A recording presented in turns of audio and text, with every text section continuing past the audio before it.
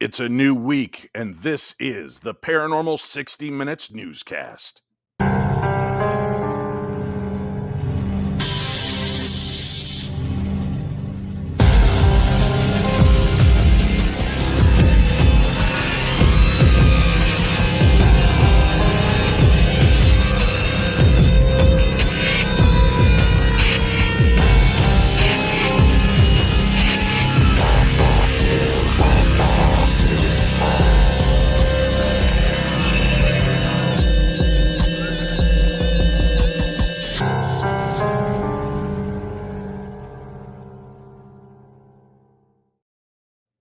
Good evening and welcome to the Paranormal 60 Minutes. I'm Dave Schrader.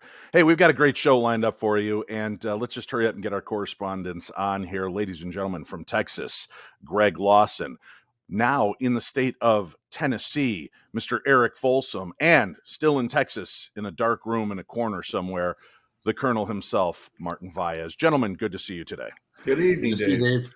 Good to see you, Dave. Guys, we have to start off the news on a bit of a sad note this week. For those of you that have followed the supernatural, paranormal, ufology, we have a death, unfortunately, to announce. This happened last week after our show had already aired. I found out about this. George Knapp, of course, from Coast to Coast AM and KLAS, has reported that Nevada aviator John Lear passed away last Tuesday, and that has sent ripples through the world of aviation and conspiracy theories. Lear was widely known for his claims about UFOs in Area 51, but also for a lifetime of daring exploits in everything that could fly. Lear was the son of course, the world-famous man, his father, Bill Lear, who created the Lear jet and invented the 8-track tape system. Determined to carve out his own path, Lear drove into aviation, becoming an accomplished pilot at a very young age, eventually setting multiple world records in all manner of planes. His daredevil life came with a cost, though. Serious injuries caused by plane crashes that he should not have survived. Most people think I'm absolutely nuts, and that's okay with me, Lear told 8 News Now in 2007. He didn't mind when people attacked his wild stories. In fact, he reveled in it.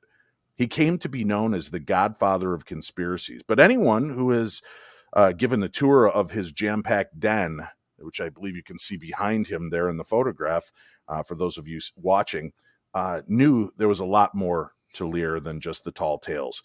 Those walls were a museum of his life. Pictures with the famous and infamous of planes he had flown, secret planes and projects he'd investigated. Regret was not a word that he was known to use. We are talking about the passing of John Lear. Very sad news. Oh, look at that. My alarm's going off. We're right on time, guys. Things are going well tonight. Hey, let's do a quick mic check. So for those of us that are using microphones and have decided to drink tonight, we should either mute our microphone or try this, Greg. Lean away from your microphone.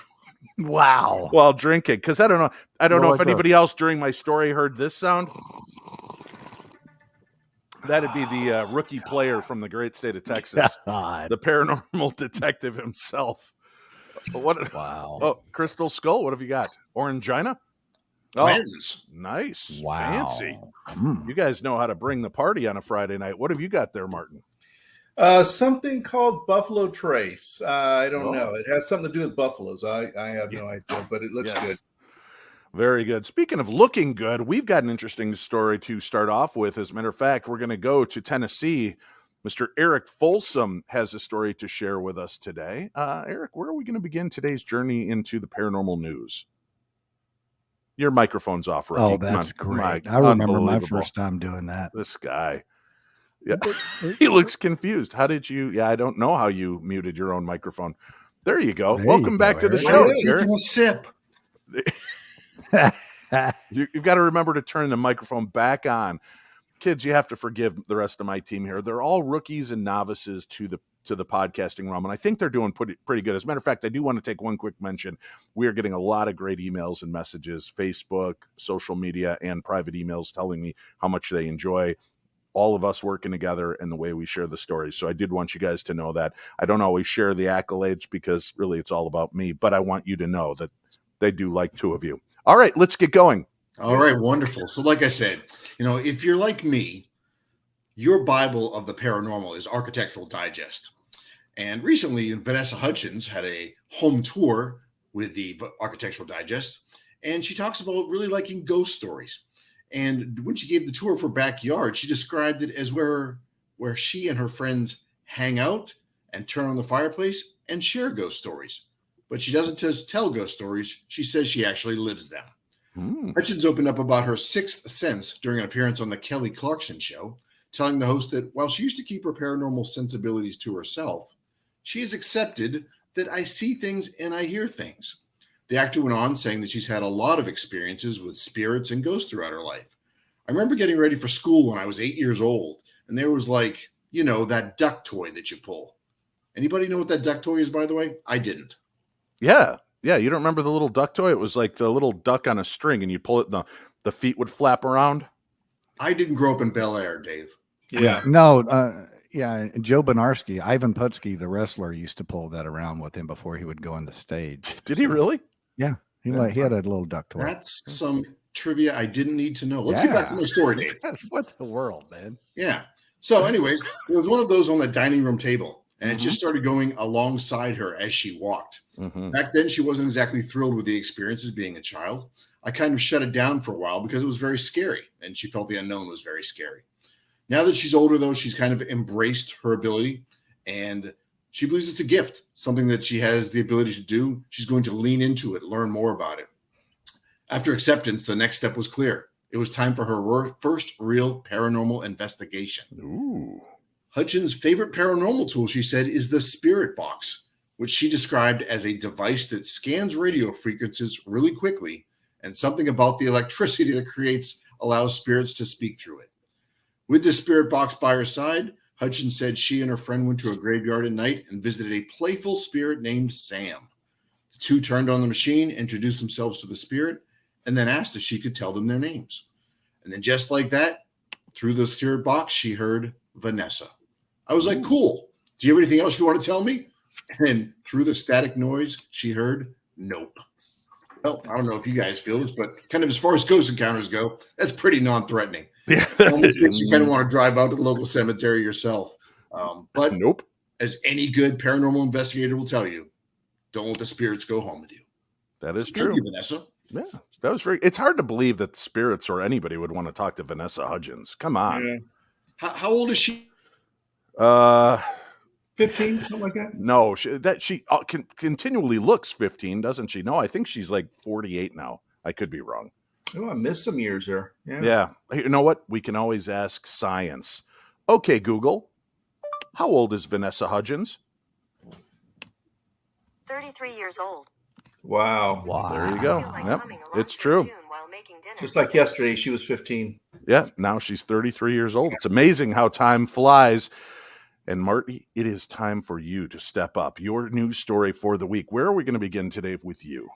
Well, Dave, Tanya Hussein from popculture.com reports that actor Devin Chandler Long, and he's the gentleman back looking like the Viking in the back there. Yeah, that's right. From the CBS sitcom Ghost, revealed that he has a ghost story of his own.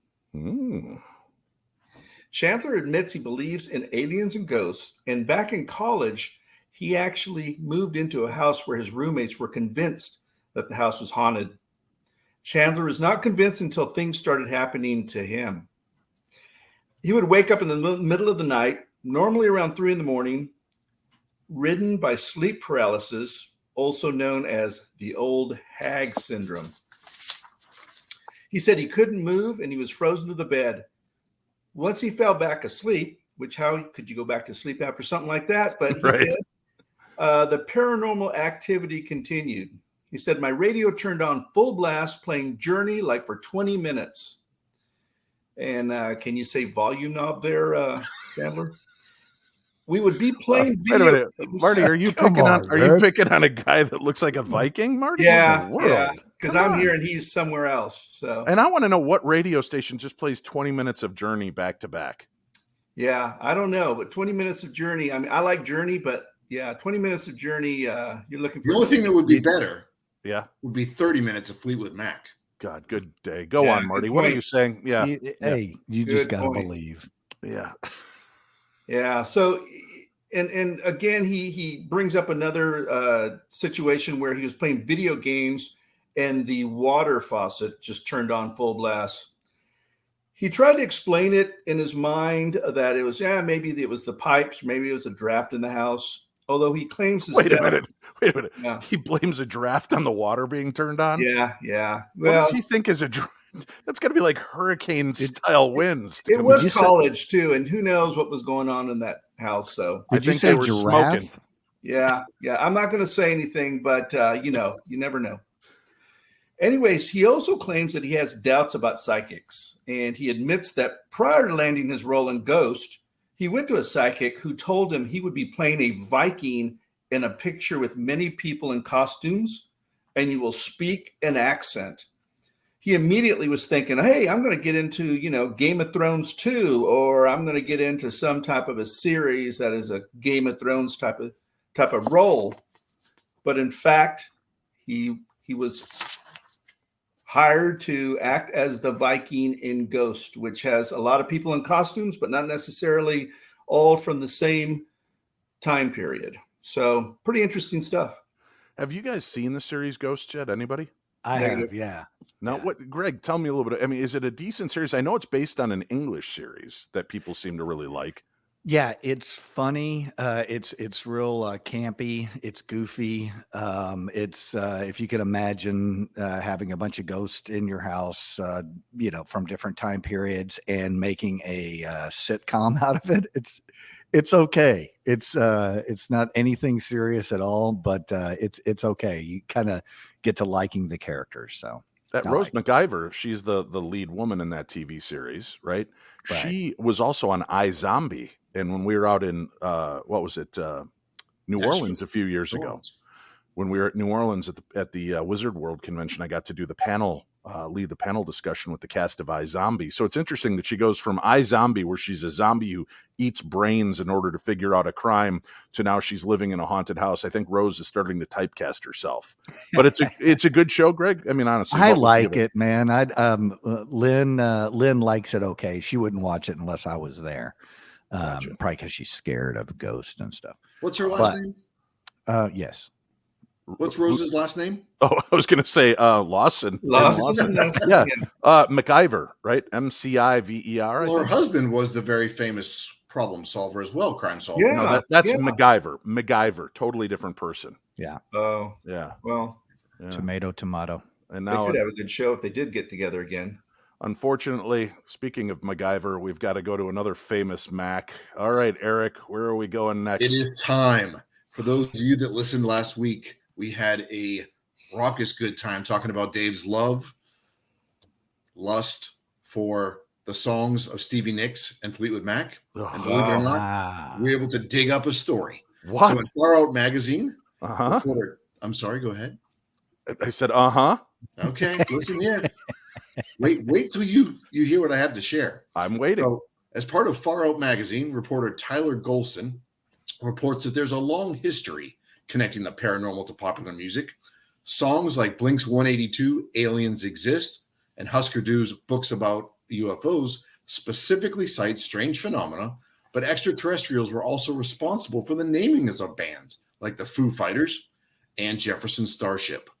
The rock and roll world is filled with sci-fi tales of otherworldly beings, and one of the least expected examples comes from one of the genre's, as Tyler says, most popular bands, Fleetwood Mac.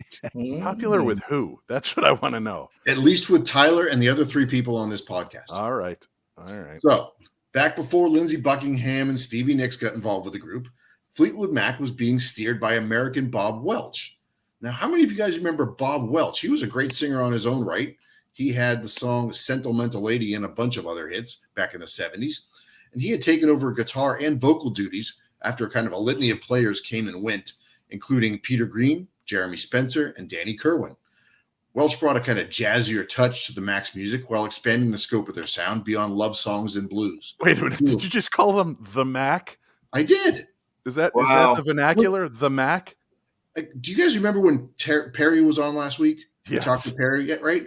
When you're in the business, Dave, you shorten the names of things. Oh, wait, we're in the business now because Perry Richardson did a movie review? Yeah. Okay.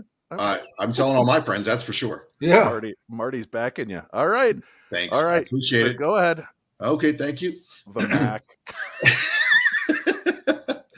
And so again, expanding their sound beyond love songs, that included his interest in the unknown of space, which he incorporated into one of his signature tracks during his tenure in Fleetwood Mac called Hypnotized. That was a shuffle times blues rocker for singer Dave Walker. And when Fleetwood Mac and Dave on board as a band member, they brought the song to life. When we realized that Dave was not fitting in musically, however, with what we were trying to do, I hurriedly rewrote the lyrics in Christine McVie's upstairs living room at Benefolds, the mansion south of London where they all lived and recorded. It was a huge 20-room house. The playing field mentioned in one of the verses made a reference to the large grass tennis court, which was part of the property and kind of spooky at night. I was and still am interested in the paranormal, UFOs, Carlos Castaneda books about the sorcerer Don Juan. So I incorporated a lot of these themes and references into the song Welch said.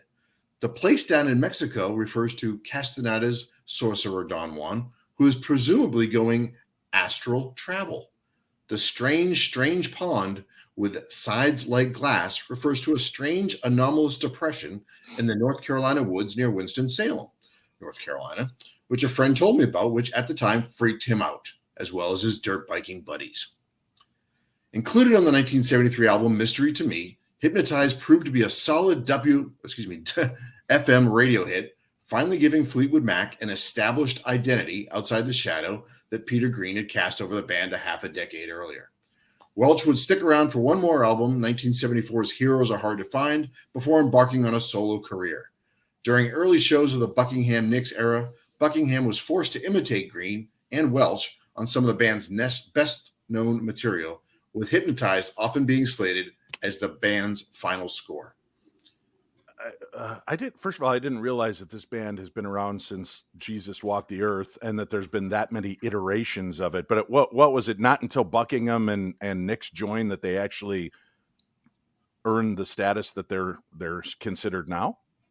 So Buckingham Nicks was the beginning, right? They had kind of a twosome. It was when they brought everybody else in, as well, McVie and such. And Bob Welch played a huge role in that. I'm not sure why he went his own way, other than he had a great solo career on his own.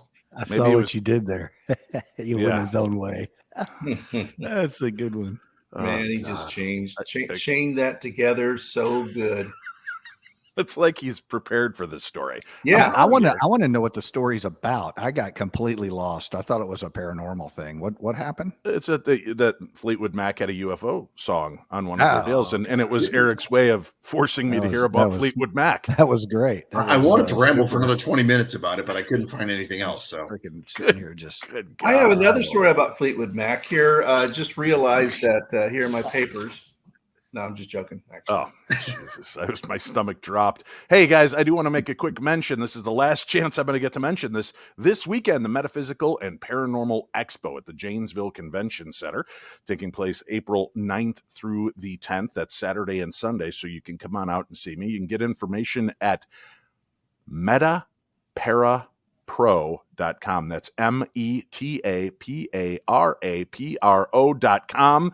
The link for it is in today's guide. Make sure you check that out. But there's a whole spate of great speakers that are going to be there. I will be emceeing the entire weekend. I'll be at my table signing and doing photographs, handing out hugs. I'll have copies of my books, some Darkness Radio t-shirts, decals, and great stuff available. So come on out and see me this weekend at the Metaphysical and Paranormal Expo in Janesville, Wisconsin. I do not remember seeing any sort of invite to that. Greg, Marty? I haven't received any. You guys are, you're part of the music business, but it takes a little longer to get into the paranormal world. And to show you how fickle things are, Marty is center stage, but he's quickly replaced by Greg Lawson, the paranormal detective, with his next story. All right, where are we off to next, Mr. Lawson? Hey, Dave, I think we need to go to New York and let's go to the street. An Israeli-Russian billionaire, Yuri Milner of DST Global, explained his $100 million investment to search for extraterrestrial life to CNBC's Kelly Evans on Closing Bell Thursday evening.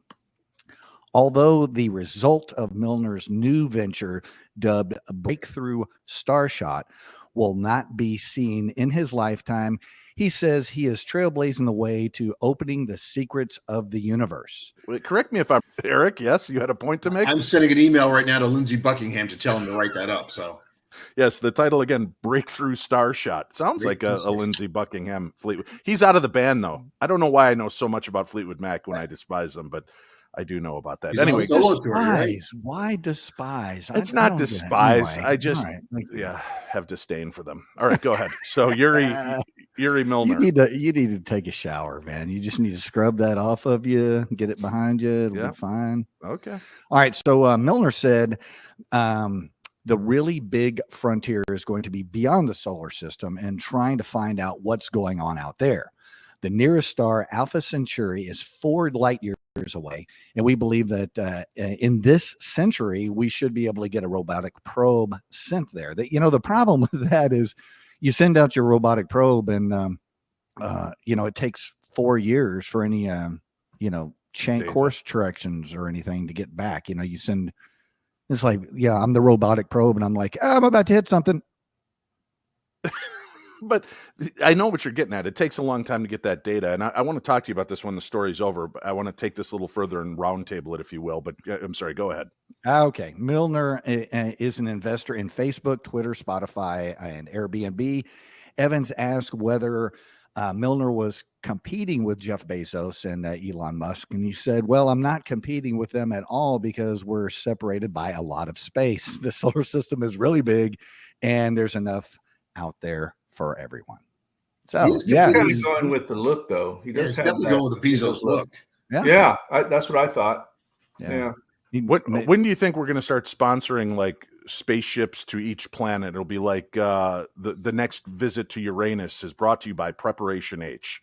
Do you think that we're going to start seeing sponsored missions out to these different planets? I see what you did there, Dave. What's that? The way you tied it in. It's a product tie-in. So I have a question for you guys. In all sincerity, and I'm not trying to stir. Listen, like you, I'd love to know if there's life out there in the universe, and I get it if it's on one of our close planets, but if it's something that's like outside of our planetary system, it's way out there. Why should we spend billions of dollars in going out to find small molecules in space to prove life existed at some point, when we are dealing with such a problem with homelessness here in the United States, dealing with such a problem with people all around the world, homelessness and starvation? Don't you think that money would be better suited fixing the problems we have here on Earth and helping our people? Or am I just being too utopian? So let me answer that. Being a NASA JPL solar system ambassador. Did you get that by sending in some snack pack proofs of purchase? You gotta buy it. There's a little application he sent in, and nice. Got the little decoder ring, NASA decoder. Wow. This message those says, of you who Greg, aren't handsome. Hating on me, you can go to the JPL website and go to Solar System Ambassador program and look up my name. But anyway, go ahead. I hope that monster is good, Dave. I hope that monster is good. So JPL, I do a talk on return on investment for NASA, and people complain a lot about NASA's budget. Well, NASA's budget, every dollar that tax dollars go into NASA's budget returns about 7 within the community, within the United States, because of the amount of technology that we're getting from these space exploration programs are turned back into outsourced technology that goes to other companies, and then they make money off of it. So it's real interesting. So the billionaires, when you look at that. The billionaires get richer, and people are still starving and homeless. And there's people in factories building things for those those billionaires and stuff, and they're getting $9 an hour or whatever it is that they're doing. But that is one of the things that fuels technology and fuels progress, is looking for those sorts of things. Now, to jump on your bandwagon on that, I agree. We have a lot of problems here. Mars is not an option at all. I know Not with that Elon- shitty attitude. Yeah, really, man. Elon Musk is a lot smarter Wow. than me, but I know a little bit about planetary stuff, and Wait, it's do you guys probably feel like not- we're in secure hands when he's like, Elon Musk has got his thoughts, but I know some stuff about planetary junk? I feel completely at ease Yes, you should I be do, the next yeah. ambassador. Dude, we got trees here. How are you going to get trees on Mars? Come on, man. Take care of the trees here. rerouting. Why are we trying to rerouting. do? Eric, what's your thoughts? Billions on space travel and exploration, or He's a banker. care- Why are you going to ask him That's that? why I He's wanna know. financing this shit. I was going to say, although I appreciate Greg's insight, I don't agree with his justification. Yeah. We've got people here that are starving now. To Agree. your point, No, I right? agree, yeah. That to me is the worst. Walking downtown any large city and you see the homeless folks, right? Just asking for a buck or two when there's billions out there being spent to put trees in Mars, I guess is what You've Greg's heard talking it, folks. We need to take care of the homeless so Eric doesn't have to keep stepping over them and ignoring them when they're asking for $1.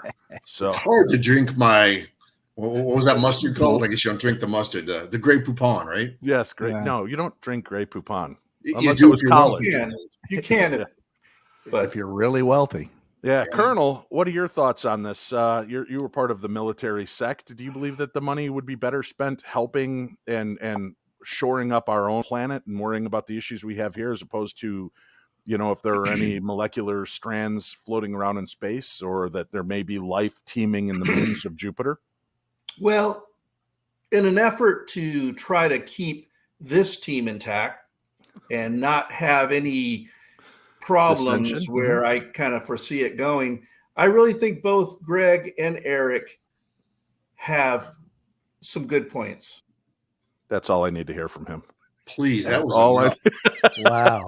Oh, hey, Look at the Colonel's face. I'm kidding with you, Colonel. Right. Okay. So you're Sweden Yeah, or Switzerland in this deal. I got Yeah, you.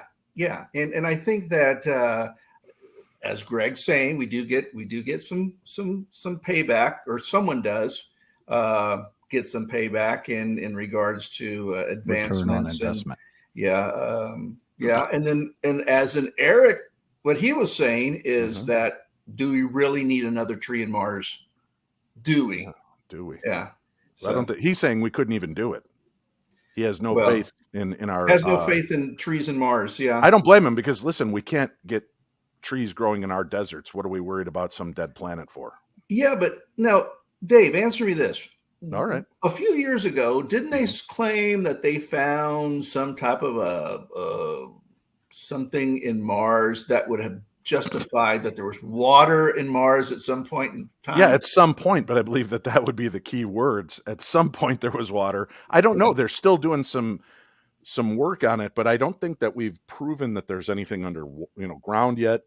Yeah. Of course, when you've only got like a little remote droid that's zipping around at whatever slow speed it can go, collecting data, I don't think we're going to get enough information from that data, unless they point. truly are hiding things from us. And the Which goes back to Greg's point, is that we should then spend billions of dollars to send people there so we don't use drones. But yeah, because that Again- gives astronauts work, and we want Yeah. astronauts to work. they don't need to see their family again. They it's one of those things where it's more important to put a tree in Mars. So how many astronauts are there? too many. Greg, you must know. You're part How of many NASA. astronauts are there or are there? Correct. are in Yeah. Mars? There's Right. none on Mars. This brain trust is not going to make the world any better, folks. Let's jump it's to dragging. Eric This show's before our break dragging. here. Before our break, you've got another UFO encounter story for us. Where are we going with this one? Another celebrity has come out recalling their encounter with unidentified flying objects. This time, Mira Sorvino. She was on the Late Late Show with James Corden earlier this week to promote her new horror comedy show called Shining Veil. Thank you. I appreciate the emphasis on horror, not horror, because that's what a lot of people end up hearing on these shows. Mm. And that is inappropriate. No, Mhm. this is Yep. horror comedy Mhm. called Shining Veil. And James asked her whether she had ever had a paranormal experience herself. And she described what she thinks was a UFO she saw about 4 years ago, back in 2018. I have seen a UFO for real, she said. There is nothing else to explain it. I woke up in the middle of the night. We were in a rented house in the Malibu Hills after our home was affected by the Woolsey fire. I woke up and I went to the window and I was looking at the moon and I was thinking, I wish I had a good camera to take a picture of this beautiful moon. And all of a sudden, this ball that looked like the color of a halogen light, a pinkish light, this huge ball just zoomed right over the ocean. Hung over the ocean for about 2 minutes, and I just stared at it. All of a sudden, just as fast as it had arrived, it just disappeared.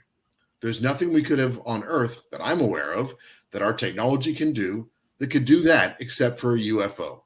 It was crazy. All right. So Mira Sorvino seeing UFOs. It's funny how many celebrities are coming out now talking about having these experiences. And I never know when they're promoting a paranormal show, are they just giving some sound bites to get attention, or are they legitimately having these experiences? That's always my concern when I'm looking for stories, right? It's like you go back and you see, did she ever talk about it before? And she never had. Doesn't mean it didn't happen, right? I mean, it only happened 4 years ago to her point. But now it's Vogue, right? Yeah, everything's en vogue. Yeah. Trying to cash in on the paranormal.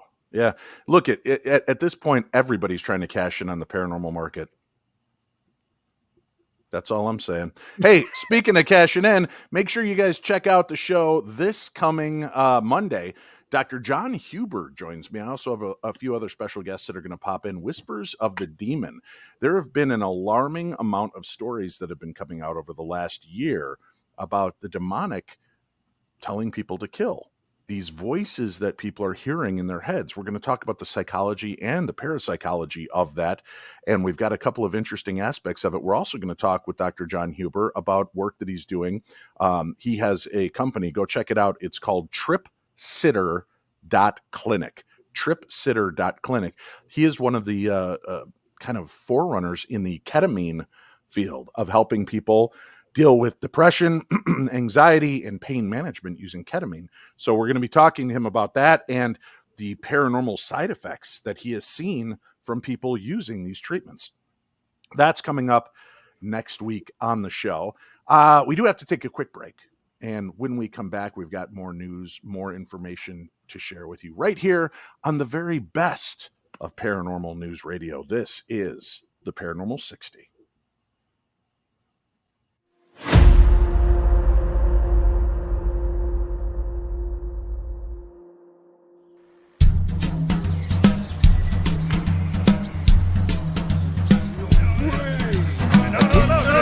Seriously, guys, no, look at this. This sounds awesome.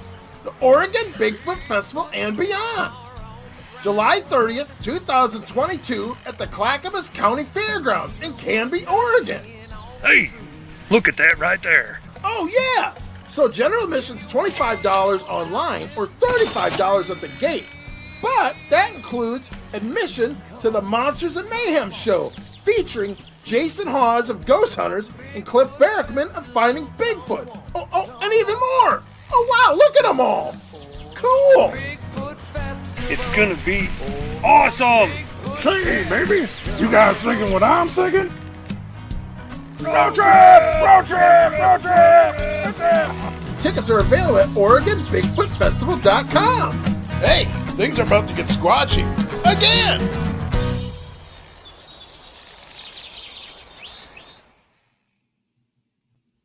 Here's how I used Mother Nature's magic to crush my fitness goals. I love the Snarky Tea Get Starter Kit. It's all natural, delicious, and they deliver on their promises. Best part, it's half the price of other detox. I drink the daily detox in the morning for gut health, and the cleanse 2 times a week after the gym for bloating and weight management. Add this kit to your fitness journey. It works so well, and right now new customers will get 10% off your first order. Very cool. Snarky Tea. People love Snarky Tea. As a matter of fact, you could get that 6-week Get Fit Starter Kit. Why? Because Snarky Tea utilizes Mother Nature's magic to help you crush your fitness goals. With spicy ginger to support digestion, comforting dandelion to support detoxification, and gentle holy basil to support purification, Daily Detox Blend is the perfect way to kickstart your wellness journey.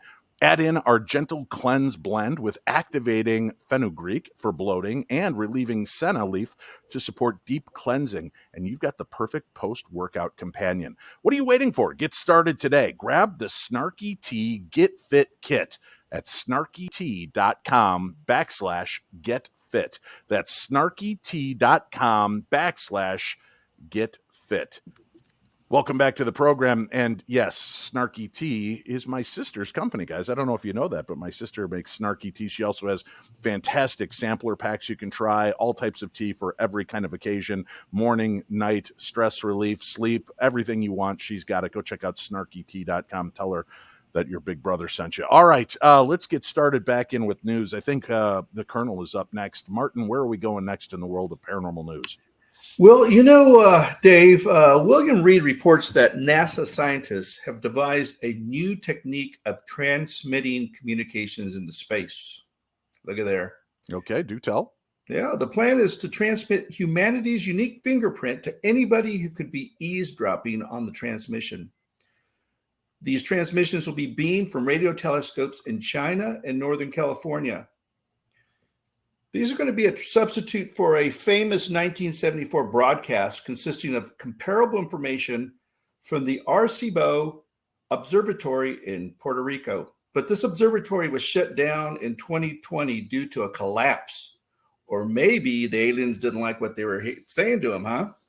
Think about that. Is that your thoughts? The aliens are like, screw these guys, and they're crappy. They keep beaming paranormal radio shows up at us. Shut it down. This is BS. Let's just blow them up. Possibility. Possible. But the new plan has picked up a specific region of the Milky Way because it has a higher chance of harboring intelligent species that are willing to hear what we have to say. Maybe they learned their lesson from last time, huh? I don't know about that. There are species out there that actually care about what we have to say. Yeah, apparently so. In the Milky Way somewhere. So, yeah. Somewhere in the Milky Way. Yeah, all right. Oh, go ahead. You had more to share with us? Oh, yeah, just a little bit more. Okay. The performance level and responsiveness of the telescope in China is many times greater than the telescope that was in Puerto Rico. Mm-hmm. However, the Chinese telescope is a receive-only radio telescope at the moment and cannot transmit signals. Again, Marty, why do you hate the Puerto Ricans? Why do you hate the Puerto Ricans? Why do you got to put down their telescope? Unbelievable. I'm sorry, folks. I didn't realize there was such rampant racism in this group. I was hoping it wasn't coming out. Apparently, it did. Hashtag cancel Marty. Yeah. All right. And canceled. There you go. Luckily, we have a big heart, so we bring it back. Yeah. I'm gone again. Well, that's all I have on that. Okay. Well, that's good because you've been removed from the con. All right, Greg Lawson, the paranormal detective. What's your next tale for us? Well, let's go to the U.S. Sun and Emma Perry. She wrote an article of UFOs had sexual encounters with witnesses, leaving one woman pregnant. Wait, UFOs? Yeah. Wow. Not aliens, but UFOs? Yeah, well, that's what the article started off. Yeah, it would be the okay. aliens on the UFOs, I'm assuming. But unless the UFOs got like some straight up game. I don't know about you, but newspaper headlines always confuse me. They just they write it really just weird. Right. And this one, what was it? Read the headline exactly how they wrote it. UFOs had sexual I think you're forgetting the top line. Okay. Triple X Files. Well, yeah, Triple X Files. Come on, man. That's attention grabbing. This is a family show, and I just thought I would just stick with that. And look, it's about making families, babies. Look at this cute little fella. Wow. Congratulations, folks. He's so cute. Looks just like his dad. That picture, it looks like the man's in pain and the woman's just like, hey, what's going on here? Because he just sees, child support payments coming back. If you are audio only right now and not missing you're missing the visual. Yeah. Basically, the image we have up is just a stock image of a woman with an alien bursting out of her stomach. And that's stock, Dave? Yeah, this is a stock photograph. Yeah. What? Hard to believe. Really? He's in a pumpkin patch. He's in a pumpkin patch. Does that matter? All right, go on. So UFOs are knocking women up because they're sexy UFOs. Sexy. Yeah. The wild claims were made in a bombshell Pentagon documents obtained by the Sun from the Defense Intelligence Agency, DIA, as part of a huge Freedom of Information request. The report this report is titled Anomalous Acute and Subacute Field Effects on Human and Biological Tissues. Yeah, swallow that one. It investigates injuries to human observers by anomalous advanced aerospace systems. It investigates actually the health impact on humans who have paranormal experiences, and I think that that's kind of a cool thing. I just wonder whether the DIA needs to be doing this survey. I don't know who should be the one in charge of that. I don't know. MIB. Well thought out. Wow. MIB, yeah. Men in Black, that subdivision. They're not part of the DIA. I don't know.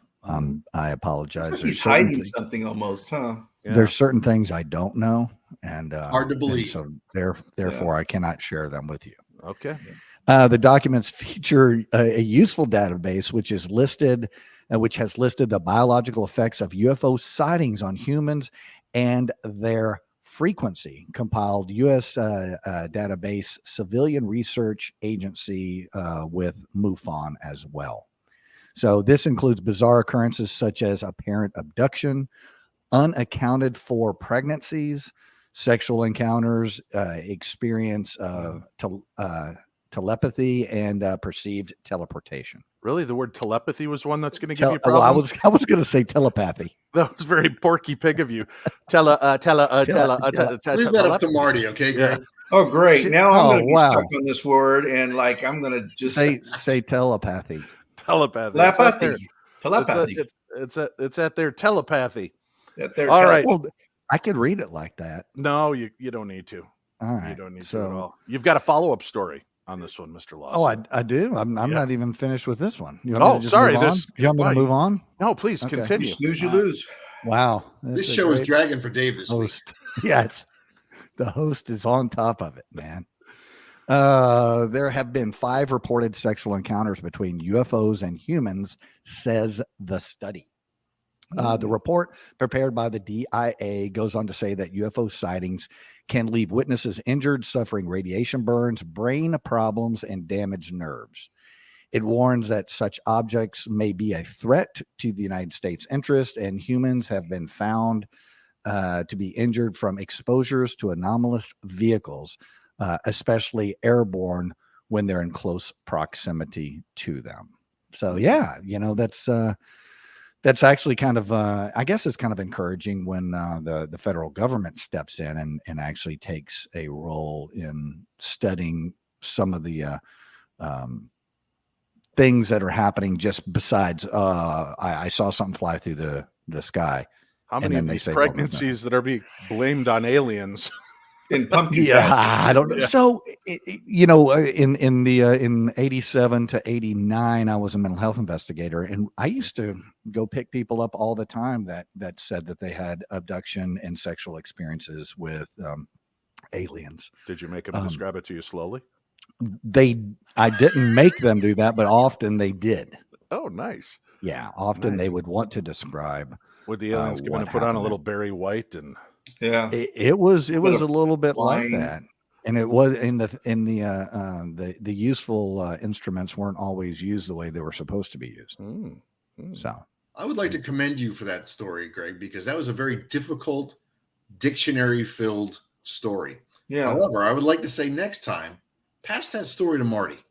I think everybody listening for a few weeks knows. Hey, Marty's good for at least one word a week. That is a word that I would have to probably spell out.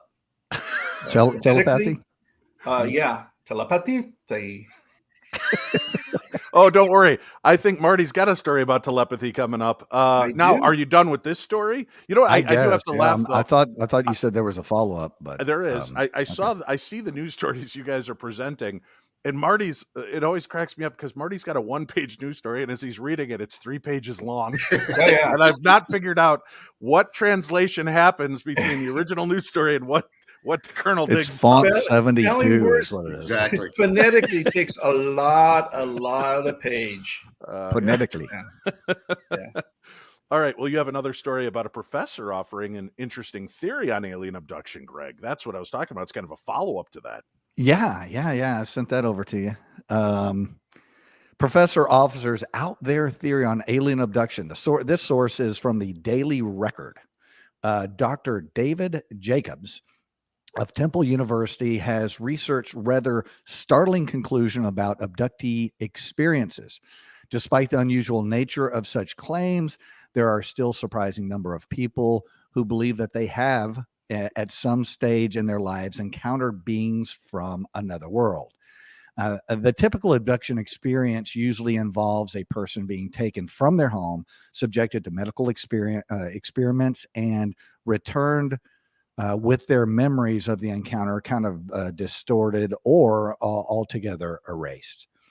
One man who's been attempting to make sense of such experiences is David Jacobs, this doctor and researcher and author who spent years collecting and comparing abductee testimonies. He has since come to a rather startling conclusion that alien abduction is a precursor to further alien invasion, with the abductees themselves fulfilling some sort of role during that attack, which is, to me, that's pretty crazy, right? Having definitely. them actually being involved in that. We've spread around the world and conquered as much as we can. We don't know whether this is true of other beings or not, but we certainly, it's certainly true that what human beings have done, he says. My best guess, as this is a guess, as he says, is that they're doing the same thing, and they're doing what they're doing is just like what we're doing to ourselves. So this is what they do just like us. And it's very, very confusing when you get down to the nuts and bolts of whether or not aliens are actually doing this involvement, or whether it might be involved with the people that are previous abductees to begin with. This is from the Pentagon documents, and this includes the list of possible impacts of seeing a UFO. And I'm terrified because I fit each one of these. I deal with migraines, obvious hair loss. I have nightmares. I've got like burned skin. I've got nosebleeds and heart palpitation issues. The only thing left out of it is fever, unless, of course, we're talking about cowbell. And then I have fever for a little cowbell. You know what, Dave, though? The thing is that you can have the same reactions from going to one of Eric's whiskey tasting sessions and come out feeling the same way, probably. So I have experienced that. Let's see. So you guys have suffered hair loss, headaches, nightmares, burnt skin, nosebleeds, heart palpitations, and every fever. Time, and many more. Time. Yeah. I got completely confused one night. And just one night. Just one night. I didn't know what was going on. Is that the night that you took Eric's expensive liquor and cut the cork off? That I can neither confirm or deny what night I have that the was. video. Should I play the video? No, you're good. Oh, yeah. That one night was 3 days, by the way, Greg. So that shows you how with it you were. Now, okay. Are you guys going to all be out at the Michigan Paracon this year? We are. Yes, we are. Okay, so listen, all of us, the news crew, will be there. Maybe we should do like a whiskey or bourbon tasting party when we're there at some point, and have some people come in. Yes, Greg or Eric, please. I'm I sorry. don't want to name drop here. Okay, but I recently had the organizer of Michigan Paragon at my house, Brad Blair, for bourbon tasting. So he knows how well they can go. So I think you're onto something there, Dave. I'm either onto something or on something. Yeah. Well, why don't we? Yeah, we should talk about. We'll have a paranormal 60 minutes bourbon tasting. Well, maybe we could share some news stories live. What a great idea! Can I add to that too? No, we'd prefer you don't. Well,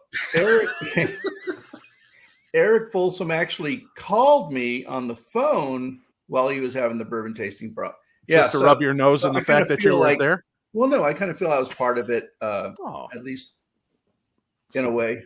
Kind of superfluously. Yeah. Look that word up.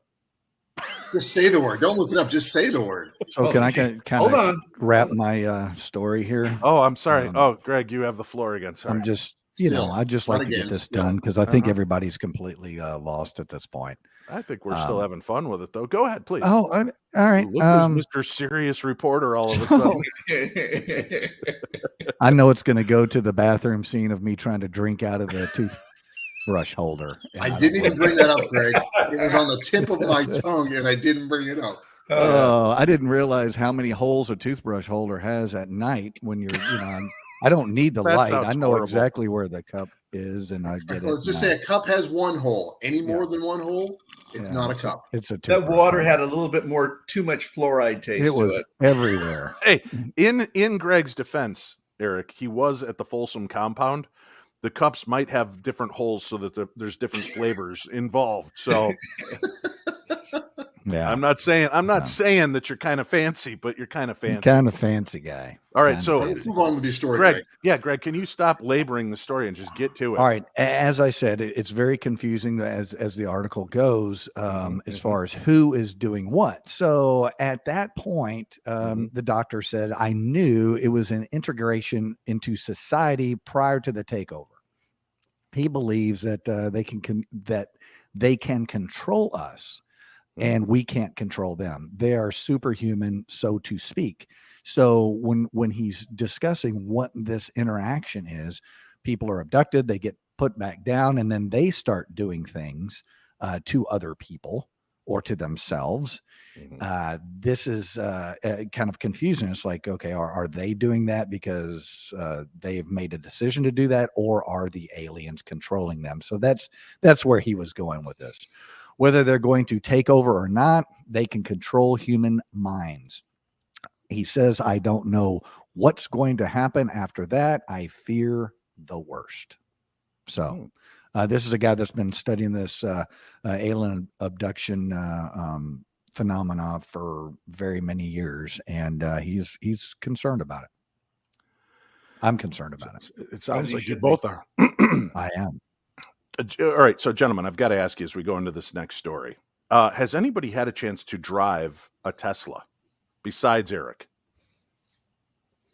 Nobody.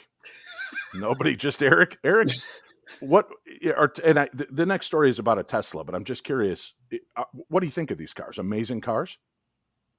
I believe they are the future. Certainly a bunch of other car companies have now started to sprout up, kind of following in the same footsteps. In fact, I don't know if you guys saw the story this week. DeLorean is coming back with an all-electric DeLorean, I think next year, 2023. We can only hope the Geo Metro's coming back too. Yeah. The Geo Suzuki sidekick. The Pinto. Hey. One can only hope. Yeah. I would go back. Why don't they redesign the Gremlin and put that out there?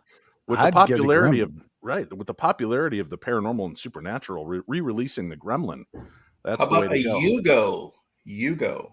Yes, that would be. Let's just run down the list of bizarre cars out there. Yeah. I love it. I think it'd be cool to see where they're going to go with this. Electric cars, obviously, the way of the future here, right? Because gas prices and oil we can't remain dependent. But that's news for a real station. So let's get moving on. The story I wanted to share with you guys is an interesting one, and it deals with a car and some ghosts approaching it. A Tesla driver was recently creeped out after their car picked up a pedestrian in a cemetery when none were physically seen. TikToker I Am Edgar, spelled IM3DGAR, who goes by Edgar Asornium on Instagram, shared a clip to his account as they drove through the West Side Cemetery District in Taft, California. The clip captured the dashboard display, which intermittently showed a pedestrian on the right walking in various directions. The person holding the camera kept panning up to show that there was no one there as the car slowly moved through the graveyard. The clip shared back in March was captioned, "All the spirits came out today." It was posted across Reddit's Damn That's Interesting forum, where it has amassed over 25,000 upvotes.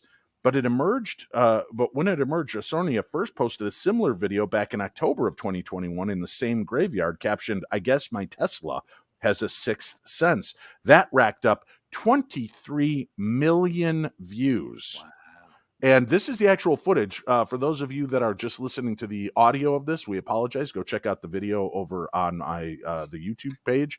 But this is the actual footage of this.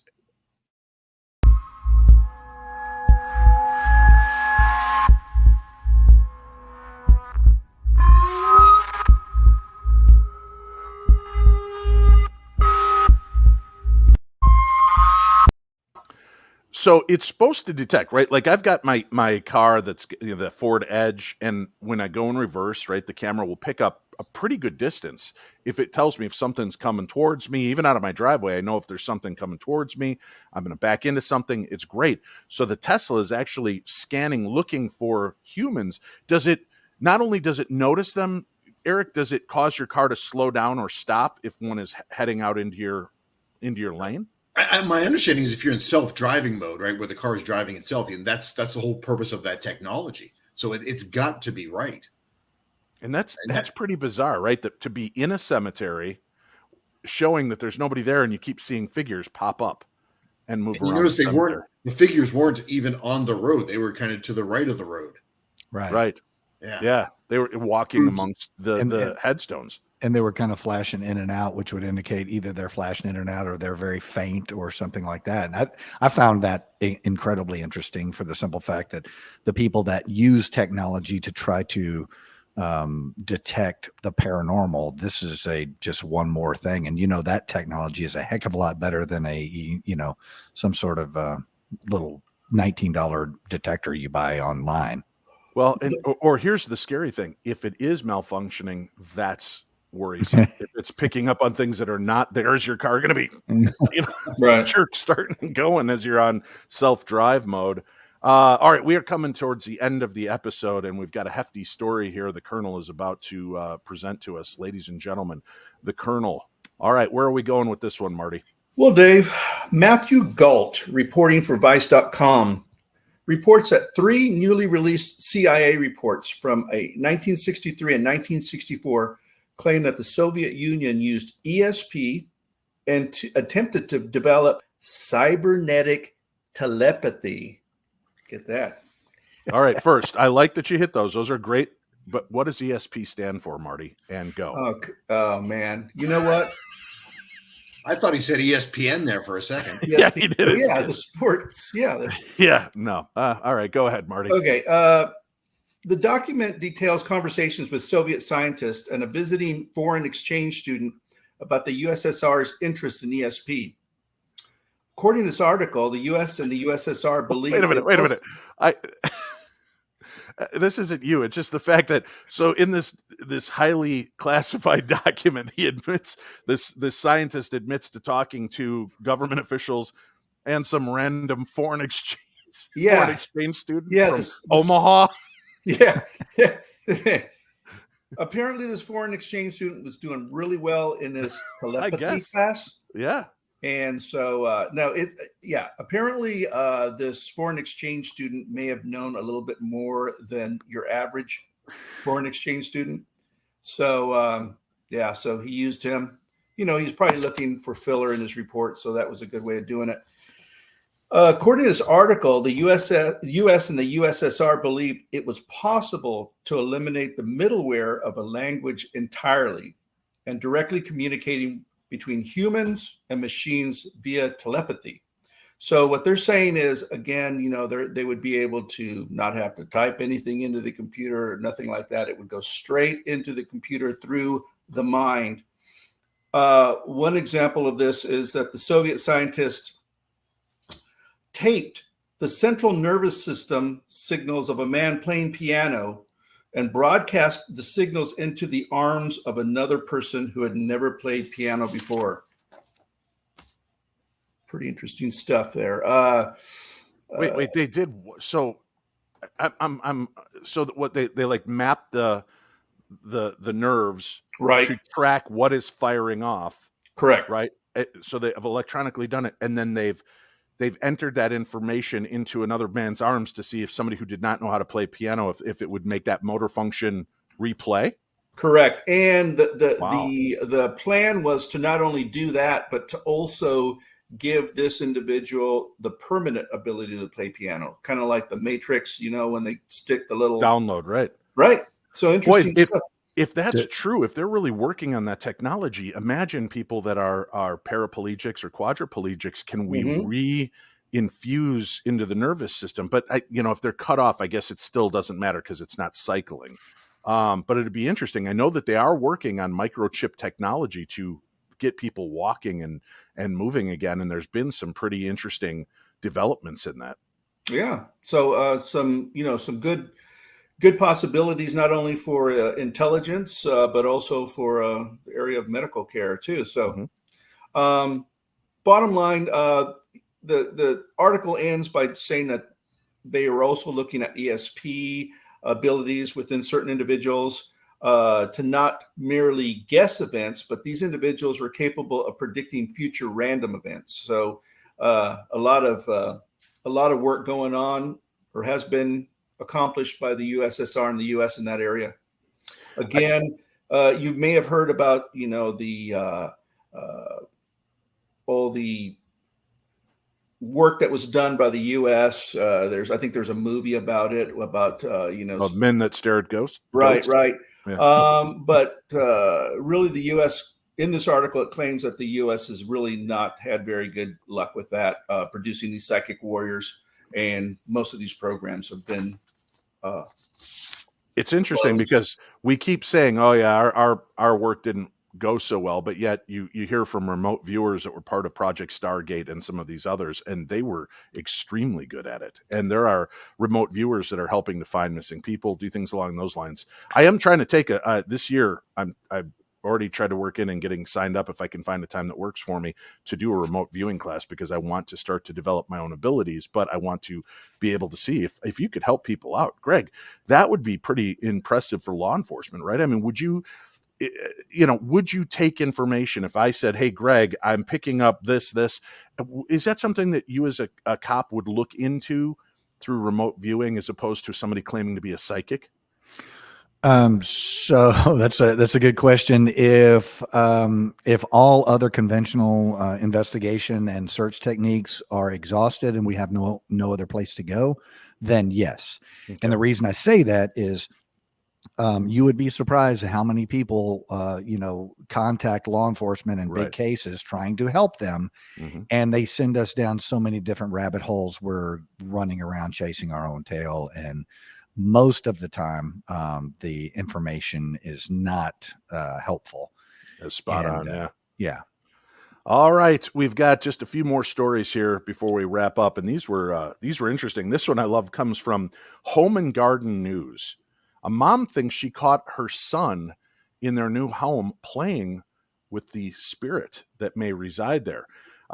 We've all let our imaginations, of course, get the best of us. And there are times in our old houses where we hear doors slam for no reason, maybe floorboards creaking unprovoked. But typically we can just chalk it up to the wind or perhaps the house settling. Whether you're a hardcore denier of an afterlife or maybe you're just a card-carrying Ghostbuster, there's a video that's making the rounds on TikTok that's pretty hard to explain. What is even more wild is that it was caught on camera, and there aren't any floating spectral mists in this, no orbs, because you guys know I can't stand orbs. Jennifer Lynn on TikTok put this up. She's at VIXXIMCMXCII. Did you get that? Follow that. It'll be great. I'll try to put the link up so you can follow her TikTok account. She did happen to capture a creepy moment as they're moving into this new house. You'll see it's pretty empty. She hears her son upstairs playing and talking to someone. So the mom goes up just to see what's going on, and she caught it on video.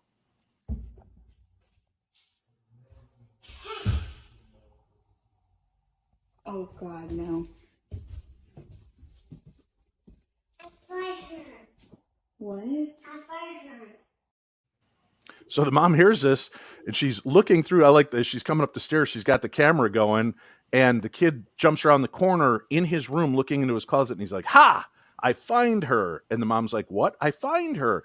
So she'd been hearing this kid play for a while, and he's actually seeming to be interacting with something. She's already ready to move out of this new house. So they were playing hide and seek or something? Yeah, that's Wow. she What believes scares that's me what they were about doing. that, Dave. Yes. As kids, we always remember there were things in our closet. Yes. Where did he find her? In the closet. Mm-hmm. Yeah. Marty, that was. I like always try to tell us there's nothing in the closet. See, Right. There you go. Well, Now, and okay. that's what parents always tell us, right? Is Right. there's no such thing as monsters, there's no such thing as this, it's fine, and so we get conditioned to that. Yeah. Well, here's a story that gets even weirder, right? Because closets, of course, under beds, but where's the other place in the house everybody seems terrified to go to as a child? For me, it was the attic. The basement?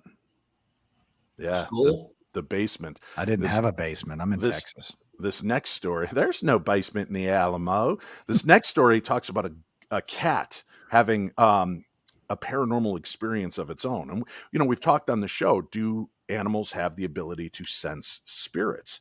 And this family had been hearing and experiencing weird things, and they had actually set up a camera in their house, a closed circuit camera, CCTV, to see what was going out.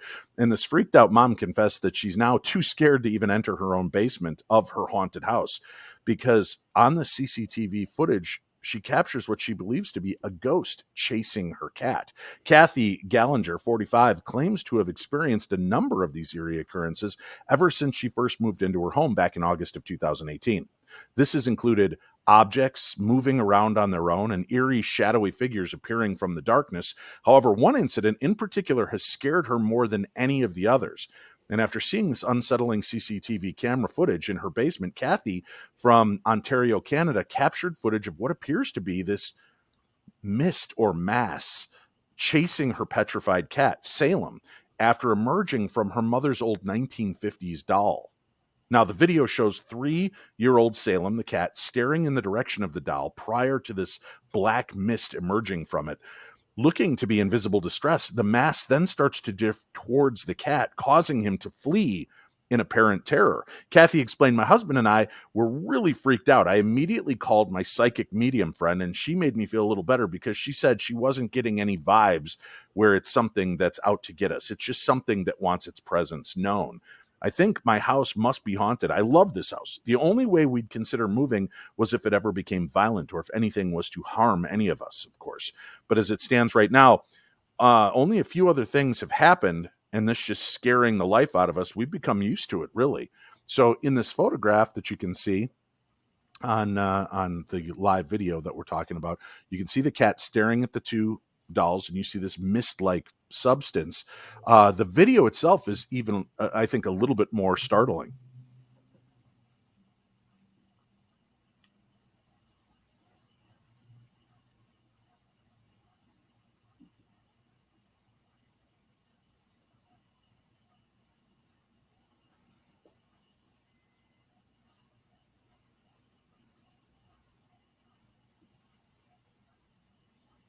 Now, there are people that have responded saying that they think there's some little machine in between the dolls that's putting out a puff of smoke that's doing this. But I think it's weird because why is the animal fixated on it? Talking about haunted dolls, haunted homes, and then to have an experience like that. That piece of footage is one that's made me really kind of interested in it. You guys weigh in real quickly before we wrap up. Seeing something like that, do you think it's a ghost or not? Greg, let's start with you, the paranormal detective, just from what you've seen. Yeah, if there is any kind of manifestation like that, that's what it looks like. And I would love to go to that house and investigate that basement and those dolls. whole house, if she's got that experience. All right, Colonel, what do you think? Ghost or not? Obviously, one of the dolls is having some bowel problems. Is what I'm thinking. All right, wow. Eric Folsom. I'm not going to take it down that path. First off, that's the nicest basement I've ever seen. Hopefully you can see the video here. That wasn't what I thought of as a basement, but it didn't look like a puff of smoke, to your point. It looked like more like this mist. And then as it comes to that cat, it just takes off. Yeah crazy stuff. Like it.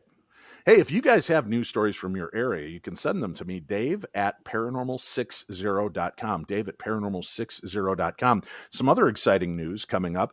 The format that we film this in and present to you is working diligently and should have this next feature available very soon, where we will be able to bring you, the viewer, into the episode so you can tell us and regale us with your own weird paranormal stories as the show's going. I can pick you out of our live stream, bring you on board, and you can share stories with us as well. So keep tuned for that. As soon as we have that available, we'd like to make you part of the program along with us. Again, I want to remind you, check out the show Monday.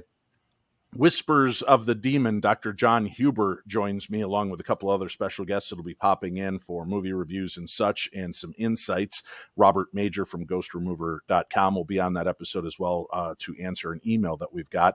Interesting stuff lined up coming up this week. I want to thank everybody for tuning in and spending a little time with us here on the Paranormal 60 Minutes news segment, Celebrity Ghost and UFO Stories edition. We will be back again next Friday with more of the best in paranormal news from our team to you.